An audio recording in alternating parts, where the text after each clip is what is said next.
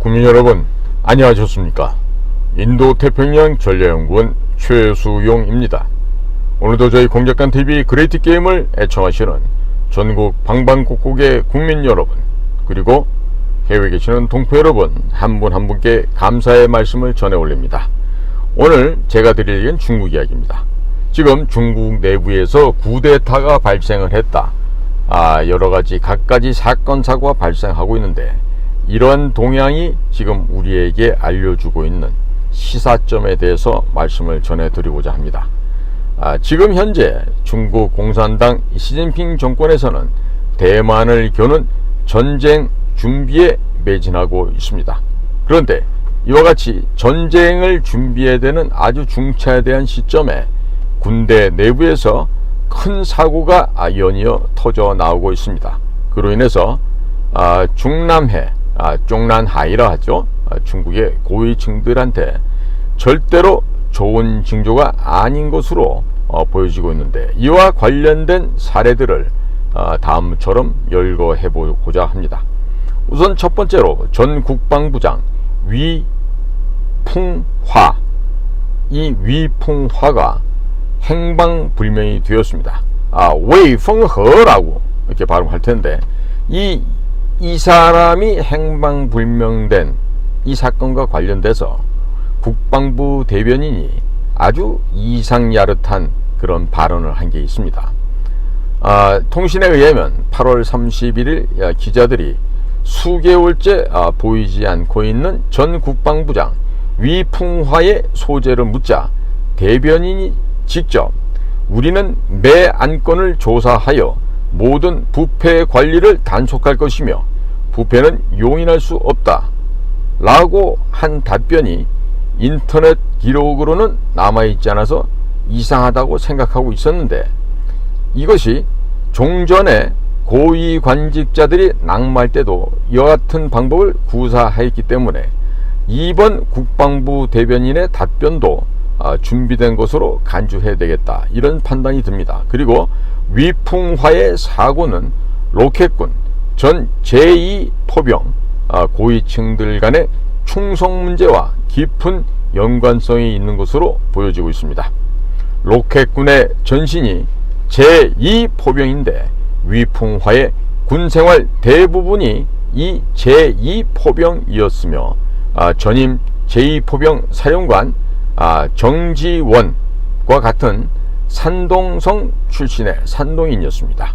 그래서 그 둘을 간에는 진급과 경력이 매우 비슷했는데, 사고로 물러난 로켓군 사령관 이옥초와도 비슷한 경력을 갖고 있다는 점이 특이하다 하겠습니다. 자, 두 번째로 로켓군 고위층 전체가 연루되었다는 점입니다.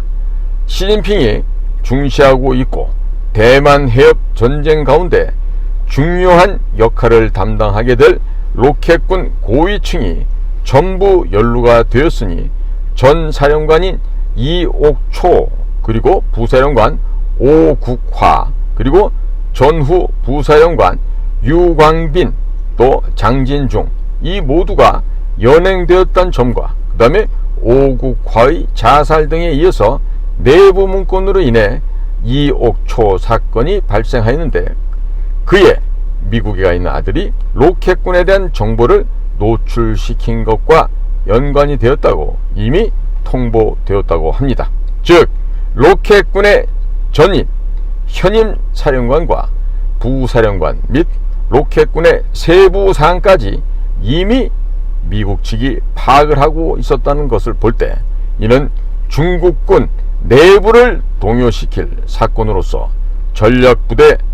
전략지원부대 사령관인 거간생까지 로켓군 사건과 연루되어서 연행되어 조사를 받고 있다 합니다. 크게 세 번째로 군사법원장이 임명된 지 8개월 만에 면직이 된 사건입니다. 9월 1일 제14차 전인대 상무위원회는 정동방 해군소장 군사법원장을 면직하였다고 하는데, 이것은 작년 12월에 임명된 지 8개월 만의 인사조치로서 충성 문제인지 아니면 로켓군 사건과 연루 때문인지 많은 의문을 증폭시키고 있다 하겠습니다. 자, 네 번째, 핵 동력 추진 잠수함 사건입니다. 지난 8월 21일 시진핑이 남아공화국 브릭스 회의 출국 직전 전날 미국의 한 인터넷에 중국의 핵 동력 추진 잠수정 사고로 탑승자 전원이 사망하였다고 소개된 바가 있었는데, 바로 이 점에 대해서 대만의 국방부는 이 사건 사고를 부인하였습니다. 그런데 후에 로이터 통신이 중국 내부의 소식통을 인용해서 사실이었다라고 보도하면서 위치가 대만 해협이 아닌 서해상이었고, 또 측정 조작 점검 중에 발생한 사건 사고로서 측정 요원 22명과 승조원 포함한 55명이 탑승하였다고 하는데, 이들이 모두 사망한 것으로 지금 보도되고 있습니다. 다섯 번째로 탁주 조조우라는 곳에서 주둔하고 있던 군 장비 침몰 사건입니다. 즉 7월 말에 태풍 독수리가 몰고 온 폭우에 인해서 북경 지역 내에 예비 경보도 없이 하북성 탁주와 보정 일대 등 수도권을 보유하고 있는 82군 예하 여단까지 침수된 사건이 발생한 바 있었습니다. 침수된 82군은 장갑부대, 전략탄약고, 식품창고, 해군창고, 공군 제6비행대학과 무인기 부대와 신설 전략정찰부대가 포함되어 있었는데, 확인한 바에 의하면 82군 탱크 여단의 탱크는 폐기되어야 될 것 같다고 하며, 일개 항공대대도 비행기조차 모두 침수가 되었으며, 보정에 위치하고 있는 항공학교도 심각한 침수 피해를 입었다 합니다. 여기에 일개 여단병이 모두 익사했다는 얘기도 나오고 있습니다. 자, 그러면 이렇게 군대 내부에서 연이은 사건이 보여주고 있는 시사점은 무엇이 있겠습니까? 첫 번째로 시진핑의 군 장악의 한계점이 노출되었다는 점입니다. 군대 내에 불복종 내지는 반시진핑 세력이 여전히 여러 고위층에 존재한다는 것이고요. 이러한 현상은 숙청이나 학습 내지 지시로서 해결될 문제가 아니고 결국 잠복해 있는 악재일 뿐이다라는 말씀을 드릴 수가 있겠습니다. 자, 두 번째로 군사 분야 고급 과학기술 수준의 문제점이 여전하고 전문가의 손실은 중남해에 중대한 타격이 되었을 것입니다.